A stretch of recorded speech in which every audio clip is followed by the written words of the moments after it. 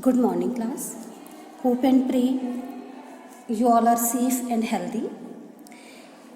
Today I am going to start with chapter number 10, the verb. Verb is a word used to express any action, state, or possession, and this is the main part of the predicate of a sentence. For example, you play cricket. You tell something. In these sentences, play, tell are telling about action. So these are verbs. Words like eat, sing, write, run, all these are examples of verb. Verbs can be classified into two categories: auxiliary verbs and ordinary verbs. Now let's find out what is auxiliary verb. Firstly, see one example. He has learnt his lesson. In this sentence, learnt is main verb and has one other kind of verb is placed before this. This is auxiliary verb. These auxiliary or helping verbs are helpful to clarify tense. Examples of auxiliary verbs are is, am, are, was, were, has, have, had, do, etc.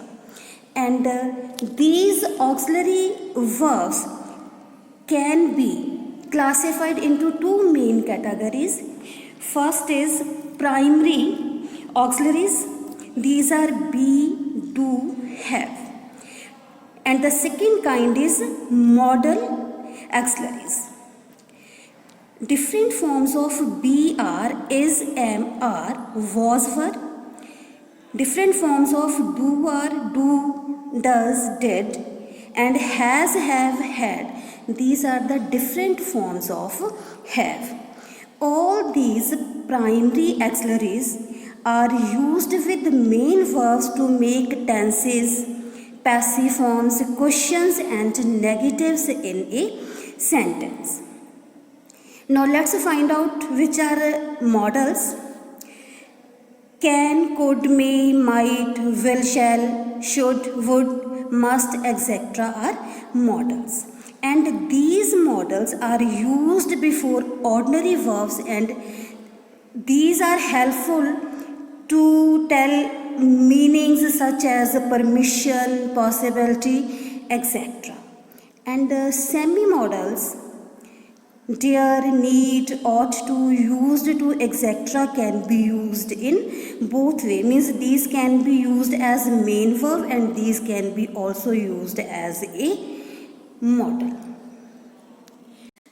Students, now let's find out what are main or ordinary verbs.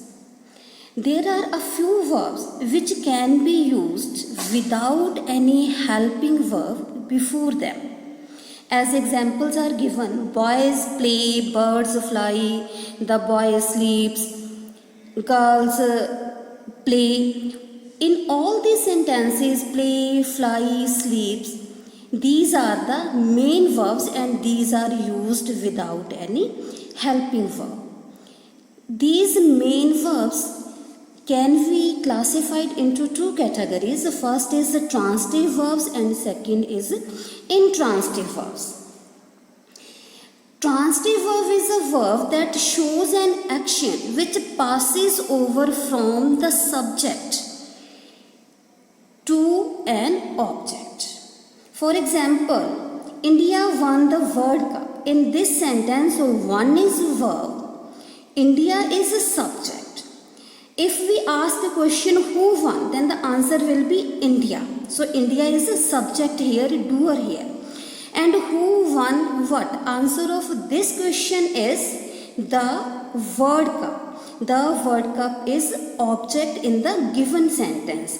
So one is a transitive verb, and in very simple way we can say that if in the sentence there is any object, then the verb will be transitive. And an intransitive verb is a verb that shows an action which does not pass over to an object. And in simple words, we can say if there is no object in the sentence, then that is intransitive verb. For example, the sun shines brightly. In this sentence, shines is verb and this is intransitive verb. Because here, if we want to give answer of this, who shines upon what, we can't give. Means to say here is no object, so this verb shines is intransitive verb. And the students, almost all verbs can be used in both ways. Means same word can be transitive and that can be also used as intransitive. Now let's find out what is a direct and indirect object. In transitive verbs like buy, give, send, write, etc., sometimes two objects are given. For example, she gave him a mobile. In this sentence, him and mobile are objects. Now, how we would find out that which is a direct and which is indirect object? Students, simply thing is direct object and person is indirect object. Remember this thing. Or we can also say answer of who or whom, that is indirect, and answer of what, that is direct object.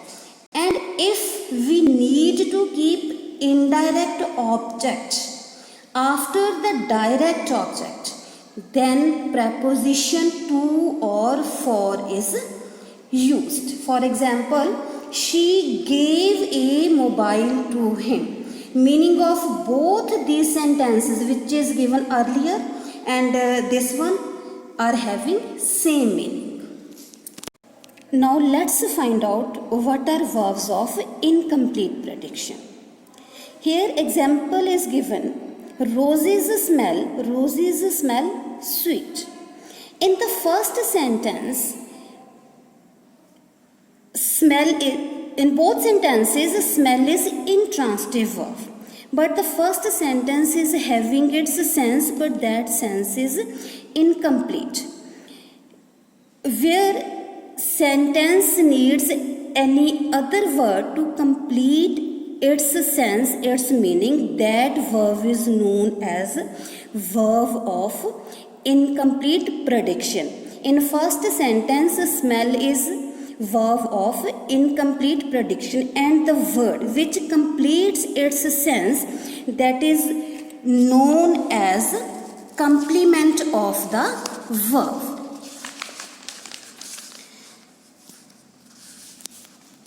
Here a few other examples are given. The boys appear dejected. Here dejected is complement. You look happy. In this sentence, happy is complement. Means these two words are completing meaning of these given sentences. And students, there are some transitive verbs which need besides an object a complement. Means maybe those sentences are having any object but still they need any complement to complete their prediction, to complete their meaning. His parents named him Rajesh.